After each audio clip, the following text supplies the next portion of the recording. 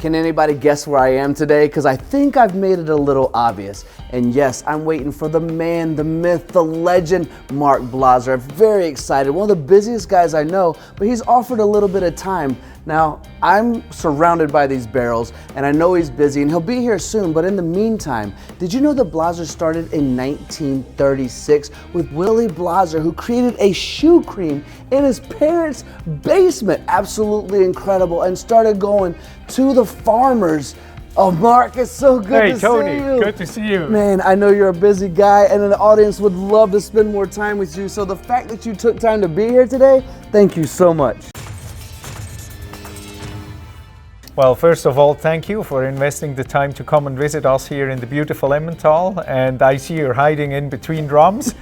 Oh, it's quite easy. There's plenty of them. So I wasn't too hard to find, was I? No, I heard you. Oh, good. Yeah, I am a little bit loud. You're not wrong there. So you may have heard that I started going into the story of Willie. Would you like to continue that story?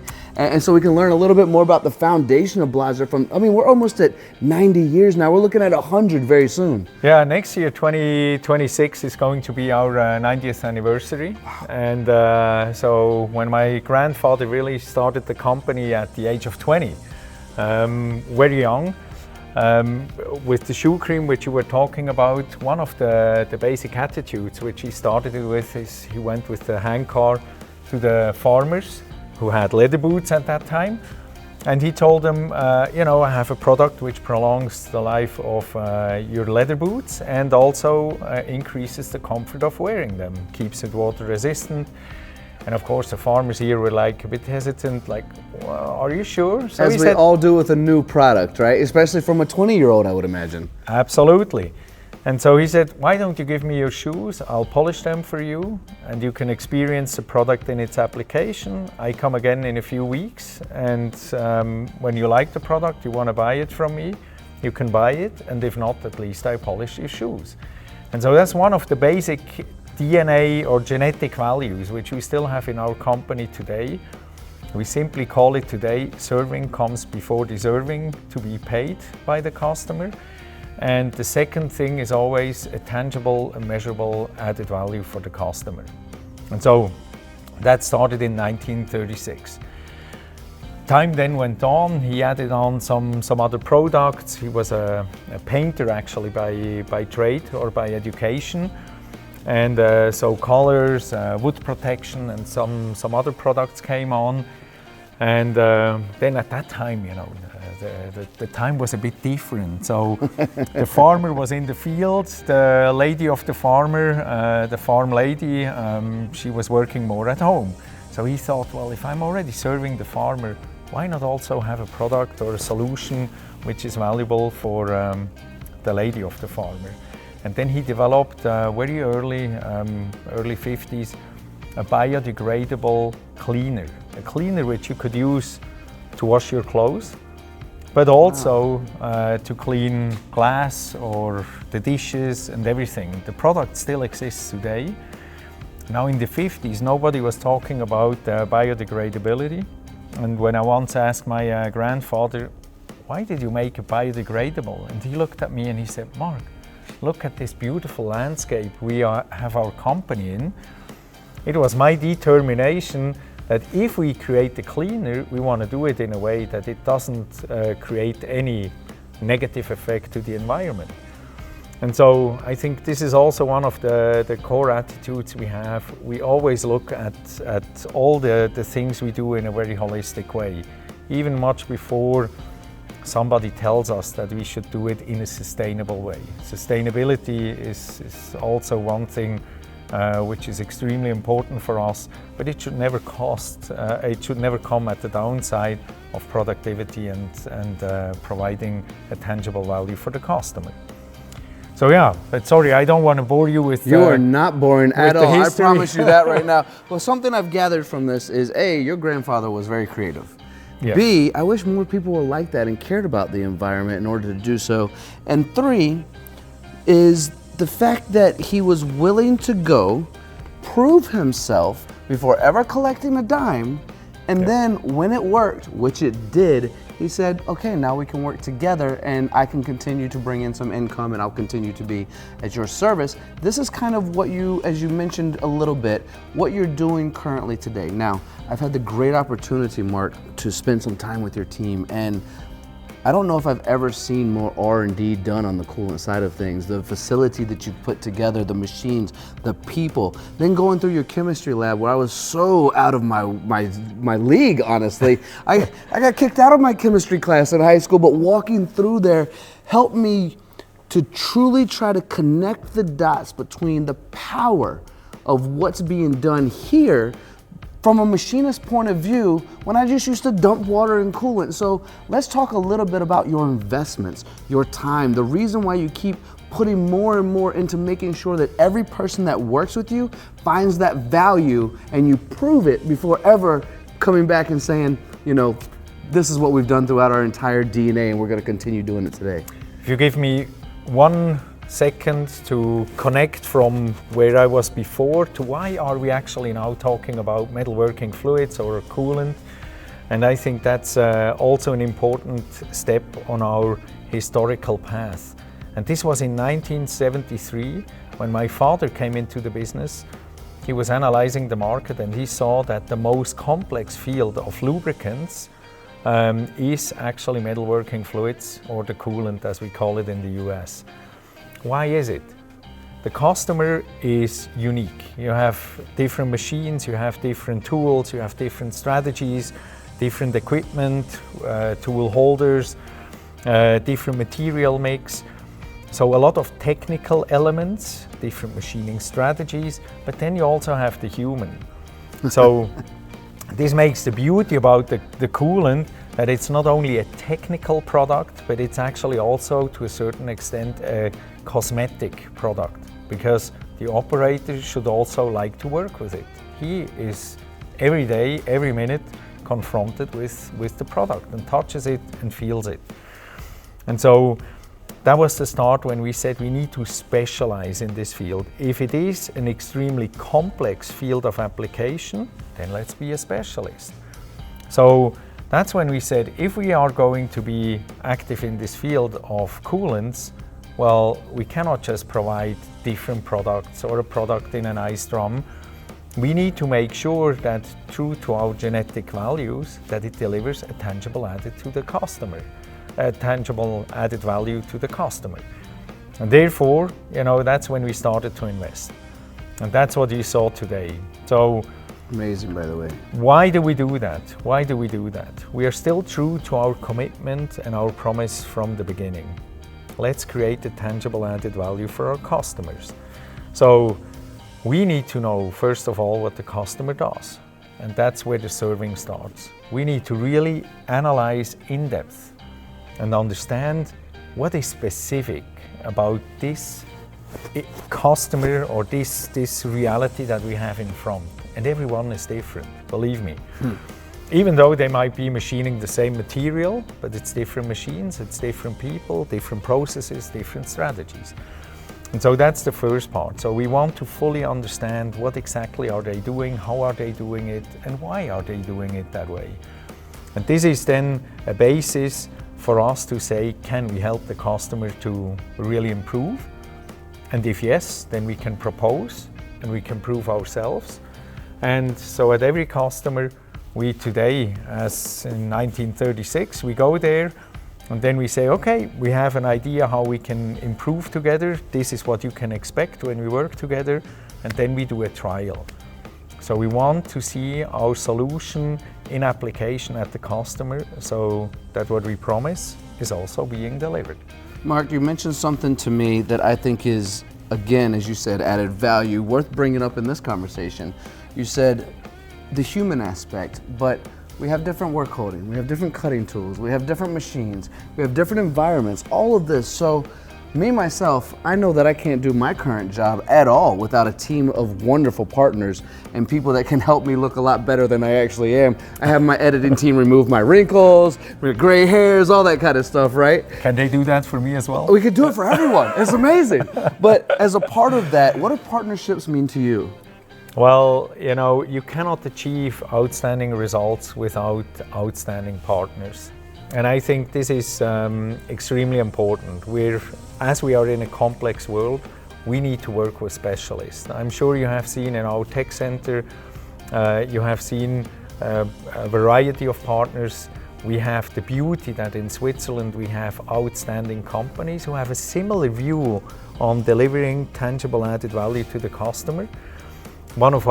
Also being our customer, one of our very good partners, for instance, is Regofix. We work together with them since a long time. And the beauty about it is we don't just work together because we say it's good to have good partners, but we work together to constantly push the limits and to bring our knowledge and experience together as specialists and finding out new ways how we can serve the customers and the industry even more. And this is what it's all about. You know, we need in life, in private life, but also in professional life, we need the right partners on our side, because then we cannot just round up what we do, but we can actually create much more than just the sum of the individuals. And this is for me what it's all about.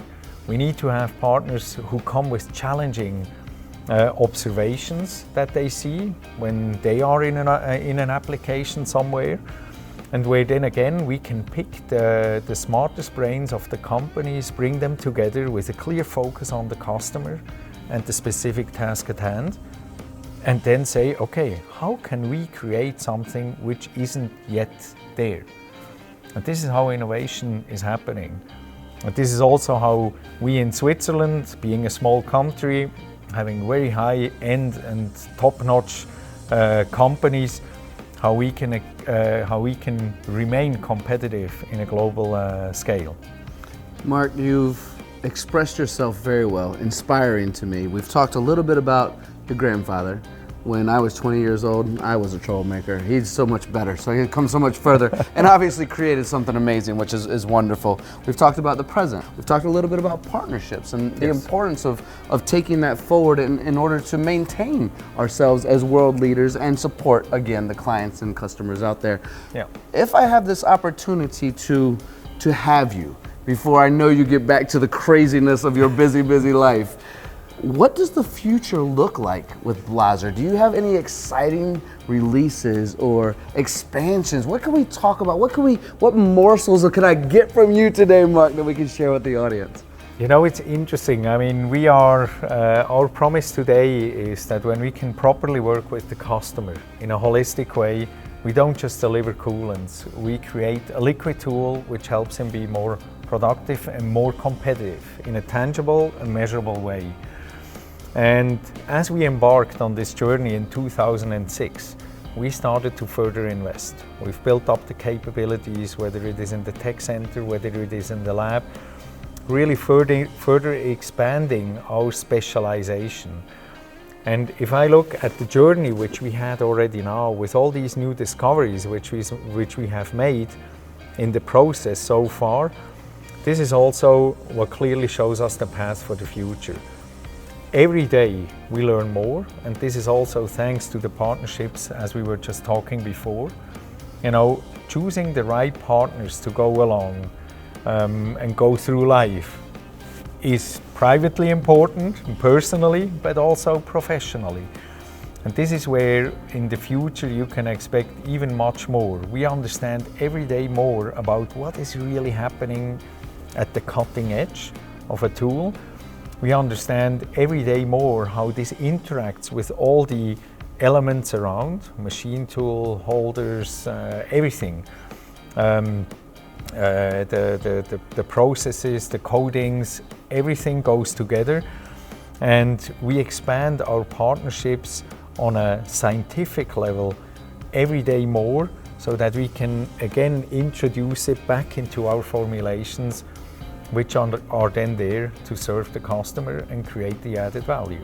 And so this is what you can expect, not only more or even better products in the future, but also more competence in front of the customer. Because what does it help if here at the headquarters we have this beautiful understanding and competence, but if we don't have it in front of the customers, that's where it happens. So that's one of the key elements, that the competence has to be close to the customers, because what I see in the industry, everybody is under pressure. Everybody needs to deliver. We don't have the right workforce. Thanks to guys like you, we create an attractiveness also for young people to choose industry as a path for their own development. But you know, holistic view of a manufacturing process is scarce, and that's where we can contribute every day more. We are working on automation, smart automation solutions. Maybe you have seen a little bit of it. I have indeed, yeah. The idea there is to make the life of the customer easy. So if we create a solution which helps him increase his own productivity and his competitiveness, we need to make sure that this value that we have generated together with the customer, that he can maximize the return of the investment that he has made.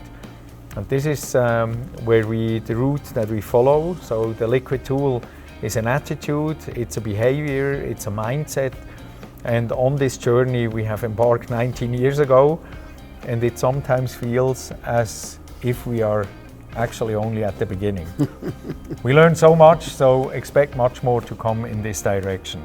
Absolutely amazing, Marc. I'm going to try and close this out with one powerful statement. And you may already have that statement because you get to do this a lot. But what I've realized is that a lot of machine shops, the coolant is sometimes their last thought. They think about their machine tool, they think about what work holding they're gonna do, they think about the jobs they need to bring in order to make money, and then they're just trying to get as many jobs out as they can. I wanna take this moment to speak with the audience to help remind them, and myself, not truly paying attention to my coolant when I was a machinist, being honest, but realizing now as a more mature person in the world of manufacturing that it touches everything. It matters so much. It can reduce costs, reduce energy. Working with bright partners like you allows us to make more money, reduce secondary operations, add to tool life. I mean, the list goes on and on and on. So are there any closing statements you could say to the folks out there just to help them realize how significant coolant is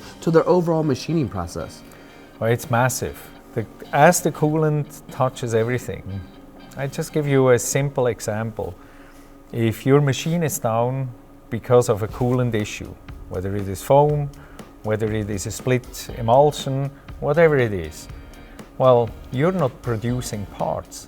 And that, as a machinist, that's basically the job which the company has to do, which you as an operator should do. You should produce constantly parts. If you create scrap parts because of the coolant, well, you know, again, you're using your time to produce something which is not useful. So the leverage, the metalworking fluid, the cost of the metalworking fluid per produced part is below 1%, but it influences over 95% of the cost per produced part. And that's why it's really, I cannot promise just blindly and saying, hey, you can all save millions and thousands. But what if that's what I want? It doesn't work like that, does it? The most important is, give us a chance, let us look at your reality. Let our specialists judge whether we have a solution for you to help you. If we do so, we give you a promise, and then we will do the trial and you will see the added value, just like Willie did when he was polishing the shoes. We are not promising blindly, we are delivering. And that is what we are here for. That is also what we are known for in the market. You know, Marc, it's not every day I add someone to my hero and mentor list, but you definitely just made the list. And I definitely appreciate you and this audience watching right now. Marc, thank you so much. Thank you all for watching. We appreciate your time. Absolutely. We want to make this educational and enjoyable at the same time. Manufacturing makes everything around us, and coolant touches everything in your shop. Perhaps the most important thing in your shop, and we need to create more of that awareness. So being here at Blaser today has been one of those things that gave me chill bumps to be able to share this story with you. So we'll see you again very soon.